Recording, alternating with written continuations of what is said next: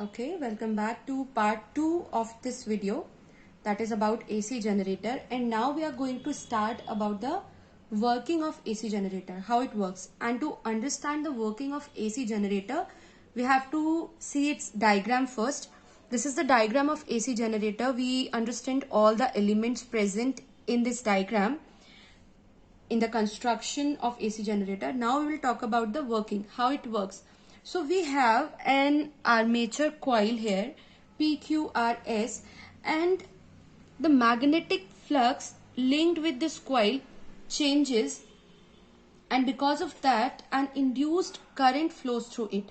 This is the main motive.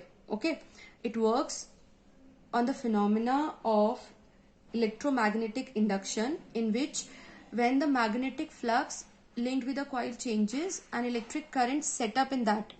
So here we have the armature coil, and when the magnetic flux linked with this coil changes, an alternating current, an induced current will set up through this, which we use in the external circuit.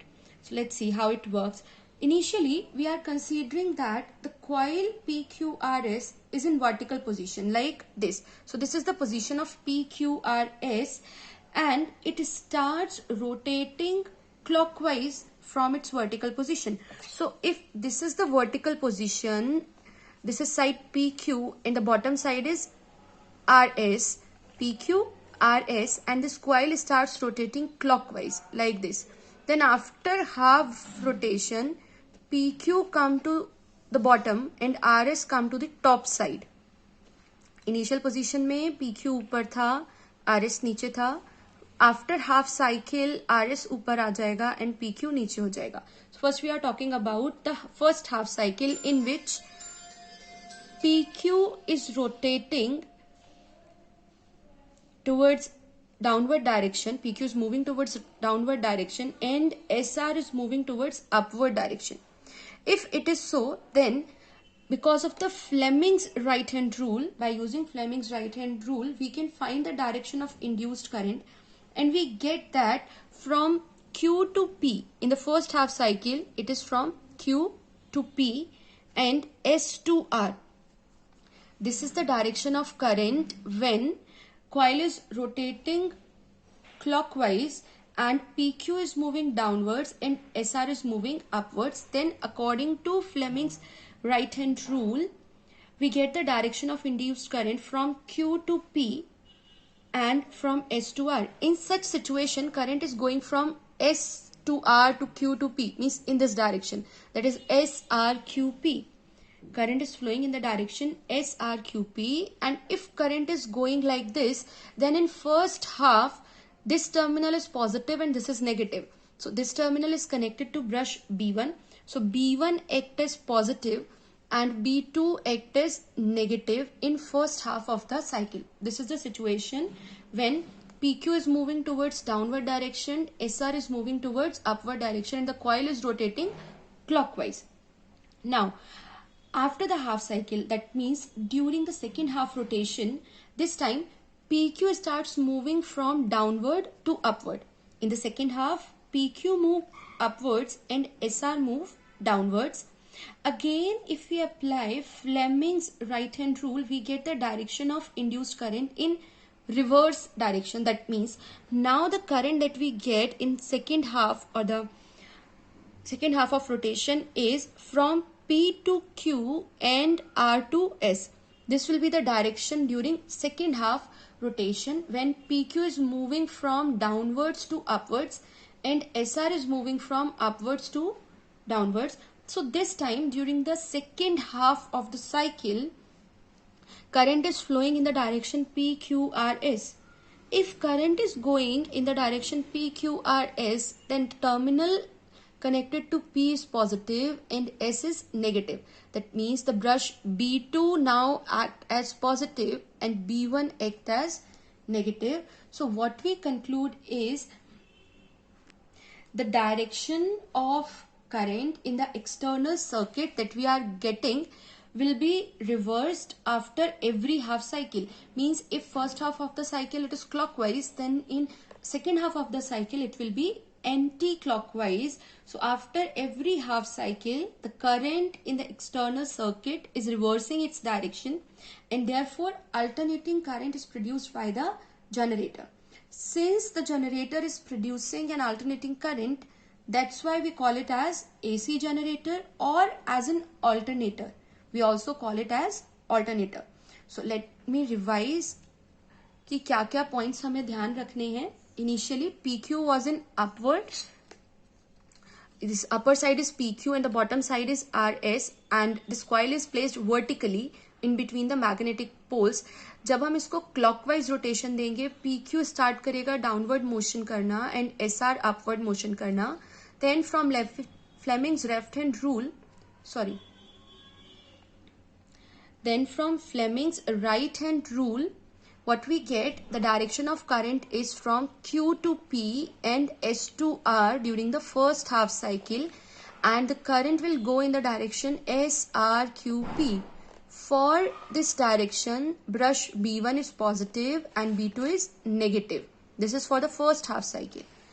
After first half cycle means in second half of the cycle, PQ bottom में already है, SR is the upper direction, तो clockwise rotation में PQ start moving upward, SR starts moving downward, and the current now we get is in the direction from P to Q and R to S. That means PQRS in the coil.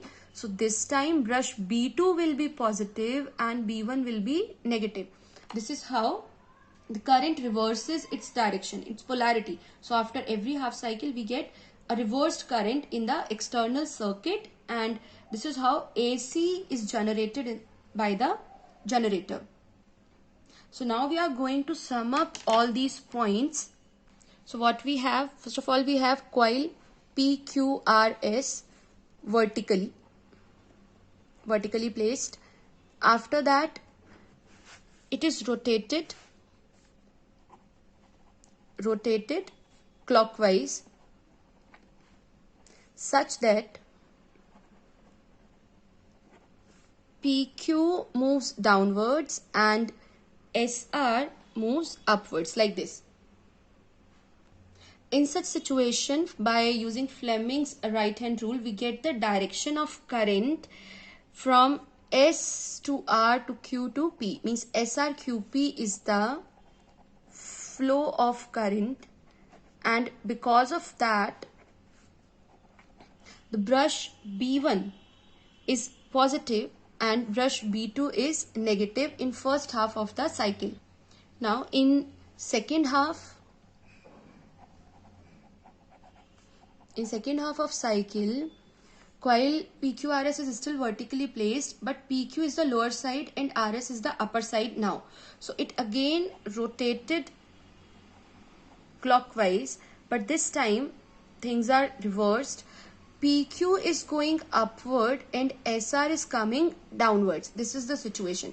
So the direction of current that we get now, it is PQRS. So PQRS is the flow of current, and because of that we get brush B1 negative and B2 positive. So this shows that polarity reverses,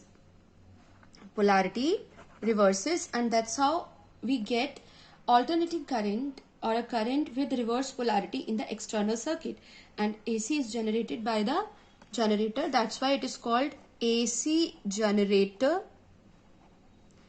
or alternator, because it is creating an alternating current. So this is also called alternator. Now if we want to find the expression of the induced EMF and current, what we have a coil which has n number of turns.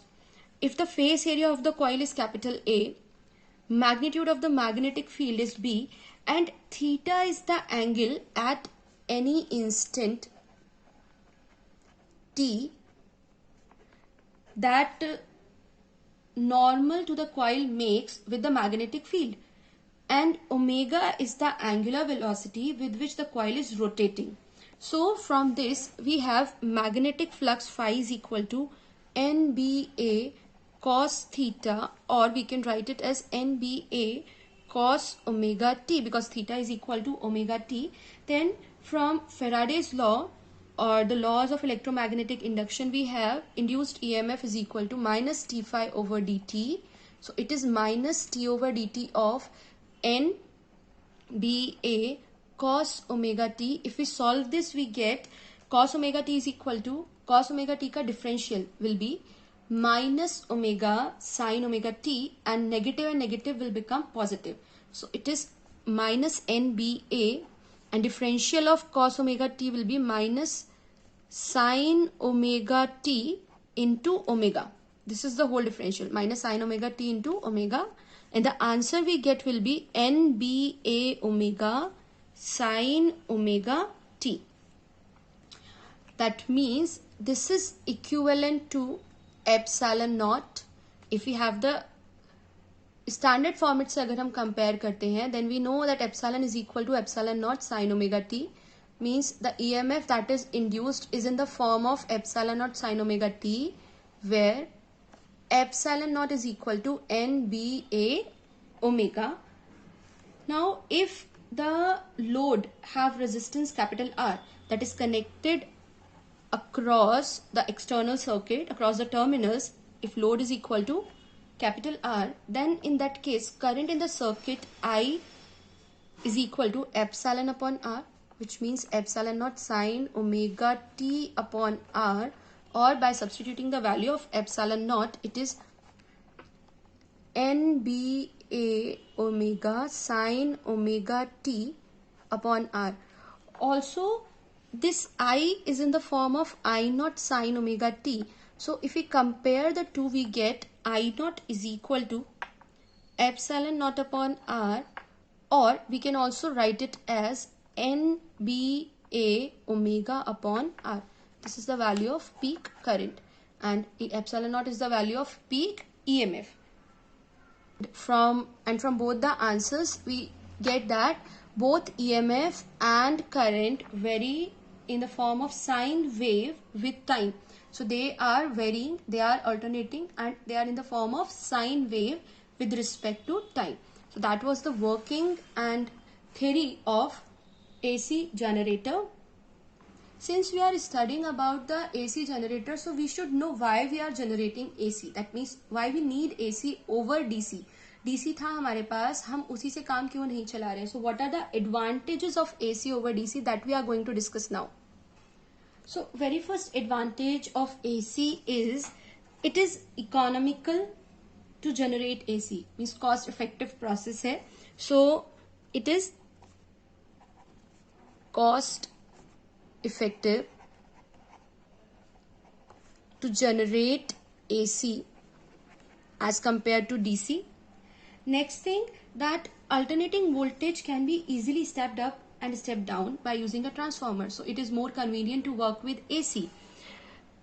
Alternating voltage can be easily stepped up or down as per the requirement using transformer.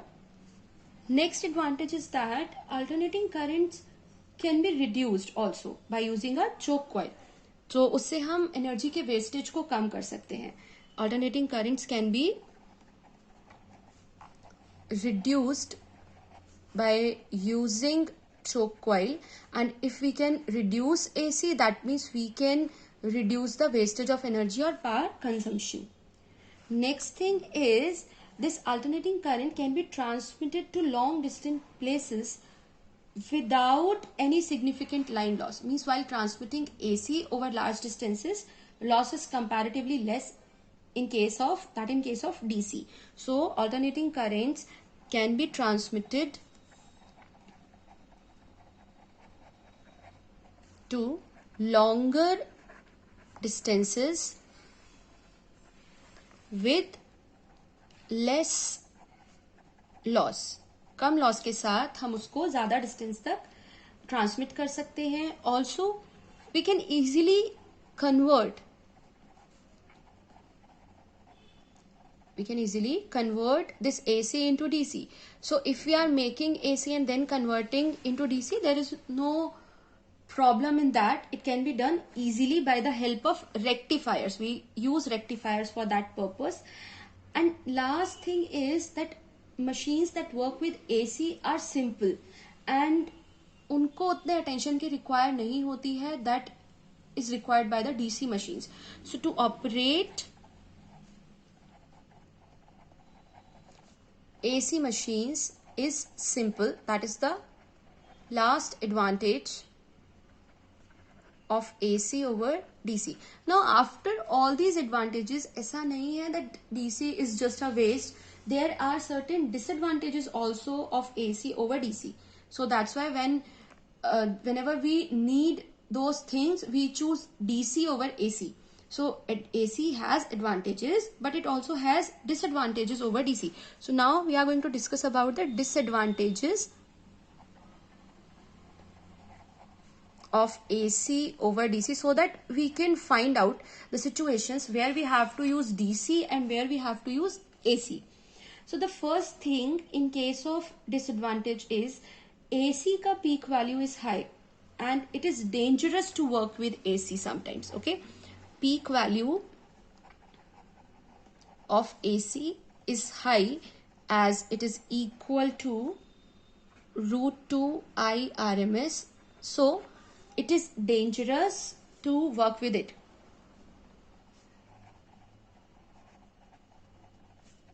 This is the first issue. We have to be careful while working with AC.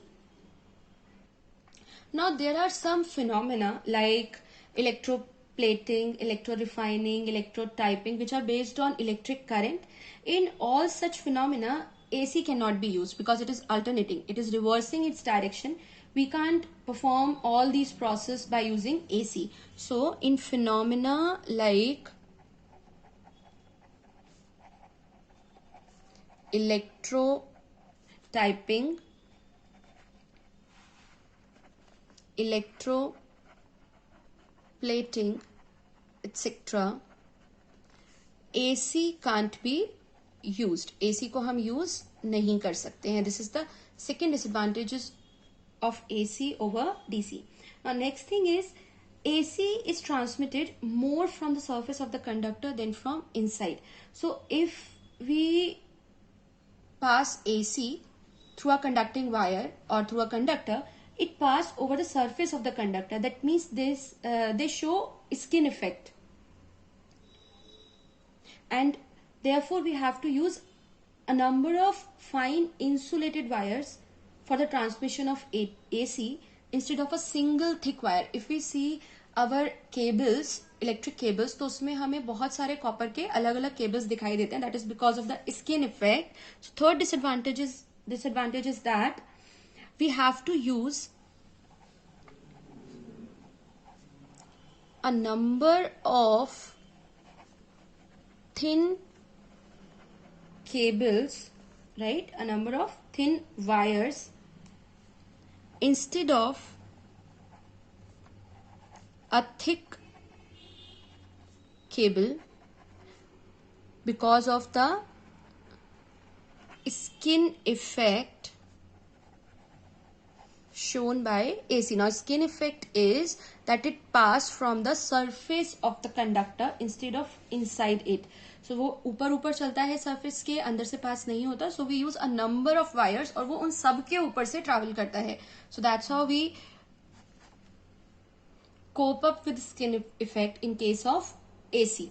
So these are the disadvantages of AC over DC. So we have discussed about working of AC generator, then advantages and disadvantages of AC and DC in this video. That's all for the video. For further videos, stay tuned and keep studying. Thank you.